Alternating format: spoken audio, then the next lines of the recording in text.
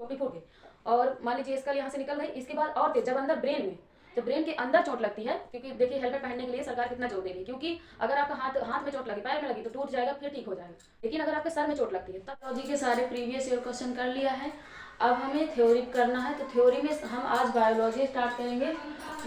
Biology, इसको biology ना बोल के बायोलॉजी बोलते हैं। क्या बोलते हैं? बायोलॉजी, जीव विज्ञान, हिंदी में जीव विज्ञान।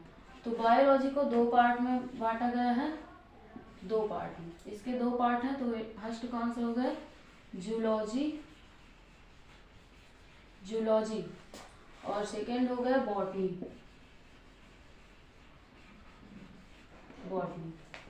ठीक है, जूलॉजी को हिंदी में बोलते हैं जंतु विज्ञान, इसमें हम जंतुओं का अध्ययन करते हैं। और इसको बोलते हैं वनस्पति, वनस्पति मतलब पादप। चलो, अगर हम फादर ऑफ बायोलॉजी बोले तो फादर ऑफ बायोलॉजी हो जाएंगे अरस्तु। कौन हो जाएंगे? अरस्तु। ये हैं father of biology. Okay, father of biology. अगर हम फादर ऑफ जूलॉजी बोले तो जूलॉजी में भी हो जाएंगे अरस्तु। कौन हो जाएंगे? अरस्तु। इसके बाद फादर ऑफ अगर बॉटनी बोले तो फादर ऑफ बॉटनी भी कौन है? थियोफेस्टस, थियोफेस्टस, थियोफेस्टस कौन है? Father of botany. इसके बाद हम बायोलॉजी का फर्स्ट चैप्टर आज स्टार्ट करेंगे। फर्स्ट चैप्टर है सेल। सेल मीन्स कोशिका, कोशिका के बारे में आज हम पढ़ेंगे। तो सेल, कोशिका के बारे में पढ़ेंगे हम आज। तो कोशिका की सबसे पहले खोज देख लेते हैं। सबसे पहले खोज की थी, खोज किसने की थी? रॉबर्ट हुक ने, रॉबर्ट हुक ने की थी। ठीक है, लेकिन इन्होंने कैसी कोशिका की खोज की थी? इन्होंने मृत कोशिका की खोज की थी। लेकिन अगर प्रथम में पूछा जाए, फर्स्ट में, तो रॉबर्ट हुक ही माने जाएंगे। इसके बाद जीवित कोशिका, जीवित मतलब लाइफ, लाइफ मतलब जीवन या जीवित, ये हम याद रखने की ट्रिक है।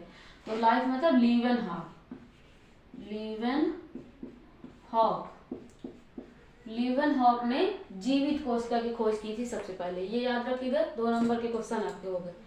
इसके बाद सबसे छोटी कोशिका, सबसे छोटी कोशिका, सबसे छोटी,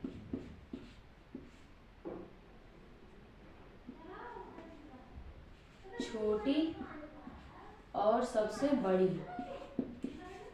सबसे बड़ी, सबसे छोटी हो जाएगी माइकोप्लाज्म, माइकोप्लाज्म।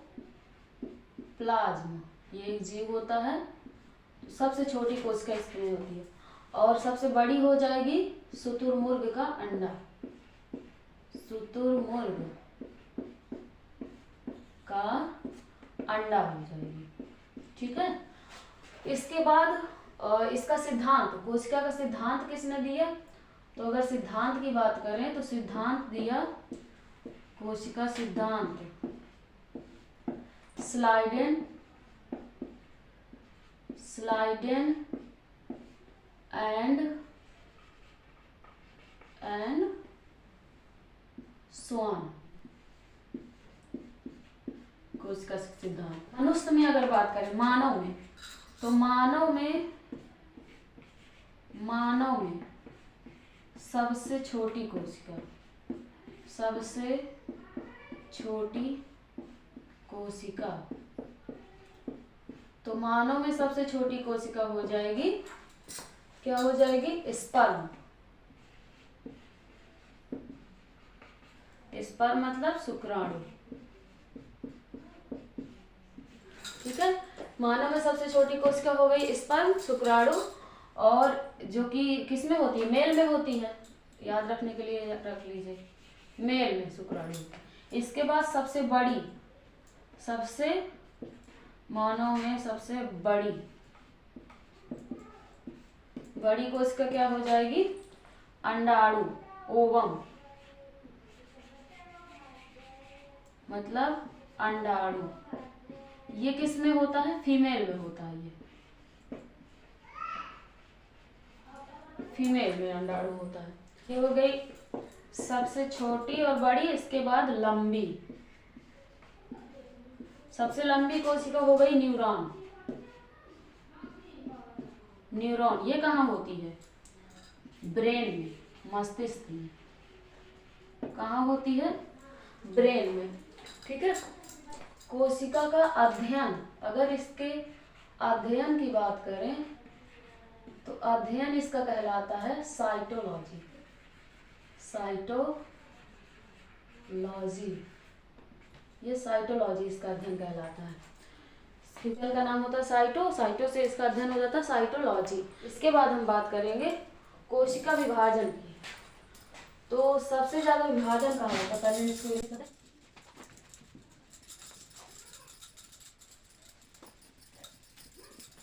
सबसे तेज कोशिका विभाजन, सबसे तेज कोशिका विभाजन होता है आपका यकृत में।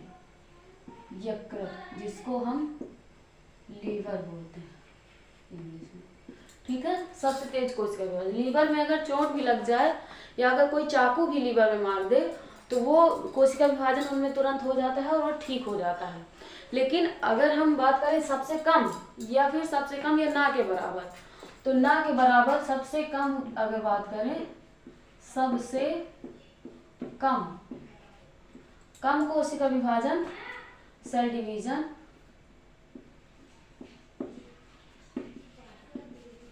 सबसे कम सेल डिवीजन किसमें होता है? न्यूरॉन में। न्यूरॉन कहाँ होता है? ब्रेन में। तो इसमें क्या होता है? इसमें 90% सेल डिवीजन नहीं होता। ठीक है। और 10% जो है सेल डिवीजन होता है इसमें, जिसकी वजह से ये 10% की वजह से ब्रेन ट्यूमर हो जाता है। ठीक है। ब्रेन का कैंसर जो बन जाता है, ब्रेन ट्यूमर, ये इस 10% की वजह से हो जाता है। 90% सेल विभाजन नहीं होता, इसको हम ना के बराबर बोल सकते हैं। लेकिन ये 10% बहुत ही घातक होता है इंसान के लिए। और यकृत में क्या है? यकृत में सेल डिवीजन बहुत ही तेजी से होता है। इसीलिए अगर किसी के पेट में चाकू किसी के लीवर में लगा है तो सेल डिवीजन फास्ट हो जाता है और ठीक हो जाता है। लेकिन न्यूरॉन, अगर ब्रेन में चोट लगी, ब्रेन में जैसे कि अगर आपकी खोपड़ी फूट गई, यहाँ से खोपड़ी फूट गई और मान लीजिए स्कल यहाँ से निकल गई, इसके बाद और तेज जब अंदर ब्रेन में, जब ब्रेन के अंदर चोट लगती है तब फिर इंसान का बचना नामुमकिन होता है, क्योंकि अंदर जोड़ी के अंदर जो है सेल डिवीजन नहीं होता है। सेल डिवीजन नहीं होता, इसीलिए इंसान के सिर को ज़्यादा, सरकार भी हर कोई सिर को बचाने के लिए ज़्यादा रखती है, क्योंकि सिर में चोट लगी तो इंसान के बचने के चांसेस ना के बराबर होते हैं। देखिए हेलमेट पहनने के लिए सरकार कितना जोर दे रही है, क्योंकि अगर आपका हाथ में चोट लगी, पैर में लगी तो टूट जाएगा, फिर ठीक हो जाएगा, कुछ चांसेस है कि आप जीवित रह सकते हैं। लेकिन अगर आपके सर में चोट लगती है तब फिर आपका जीवन ना के बराबर। तो इसलिए न्यूरॉन, और उसका रीजन क्या है? क्योंकि न्यूरॉन में सेल डिवीजन नहीं होता है, इस वजह से। इसके बाद हम इसके कोशिका के प्रकार पढ़ेंगे। फर्स्ट नंबर में है कोशिका झिल्ली।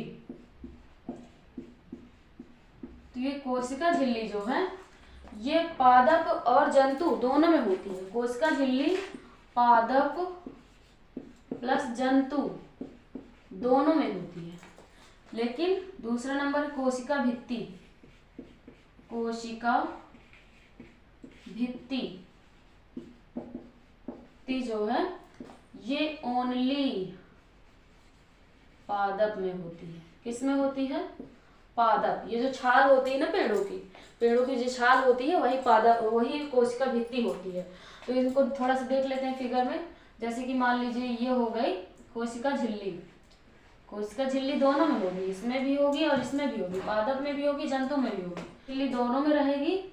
और इसके जो कोशिका के सारे अंग हैं, जो कोशिका के सारे अंग किसमें रहते हैं? इसके अंदर रहते हैं, इस झिल्ली के अंदर रहते हैं। इसको प्लाज्मा झिल्ली भी बोलते हैं।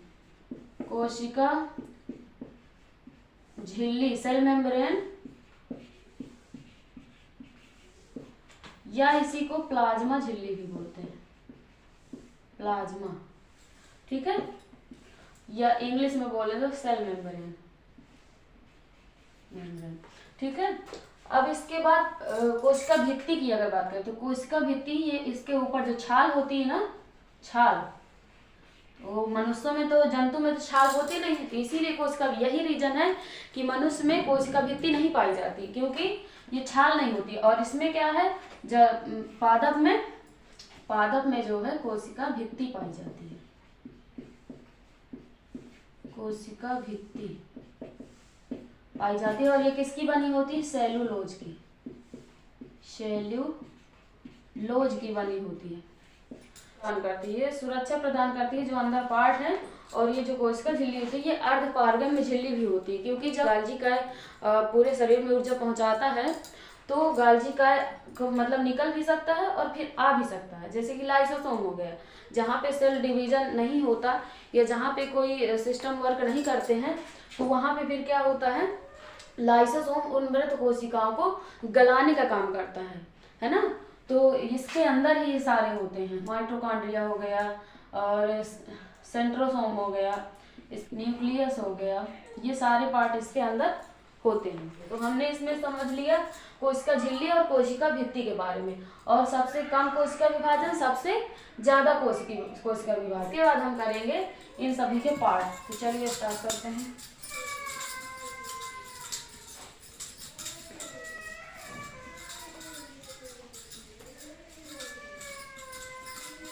पहला नंबर हमने पढ़ लिया था कोशिका झिल्ली, दूसरा नंबर कोशिका भित्ति, तीसरा नंबर पढ़ेंगे माइटोकॉन्ड्रिया। क्या पढ़ेंगे? माइटोकॉन्ड्रिया। तीसरा नंबर पढ़ेंगे माइटोकॉन्ड्रिया। माइटोकॉन्ड्रिया, इसकी खोज किसने की थी? अल्टमैन ने। किसने की थी? अल्टमैन ने। और इसका जो है प्रयोग किस में होता है? श्वसन में इसका प्रयोग होता है। और इसमें क्या होता है? क्रेब्स चक्र चलता है, क्रेब्स चक्र या क्रेब्स साइकिल चलता है। और इसमें 38 ATP ग्लूकोज का निर्माण होता है। ग्लूकोज। ठीक है, ये 3 पार्ट पढ़ लिया, कोशिका के बारे में पढ़ लिया। दोस्तों, आपको वीडियो अच्छी लगी हो तो लाइक करिएगा, शेयर करिएगा, चैनल को जरूर सब्सक्राइब कर लीजिएगा।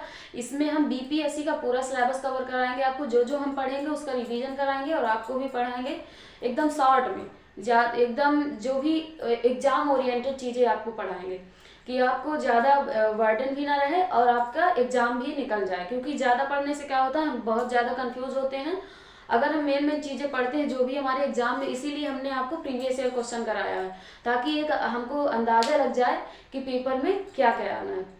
तो सारे एग्जाम ओरिएंटेड चीज़ें हम करेंगे इसमें, और शॉर्ट में एकदम ये नोट्स आप बनाते जाइएगा। इसमें हमने कोशिका से स्टार्ट करेंगे और सारे चैप्टर वाइज हम पूरी साइंस को ख़त्म करेंगे।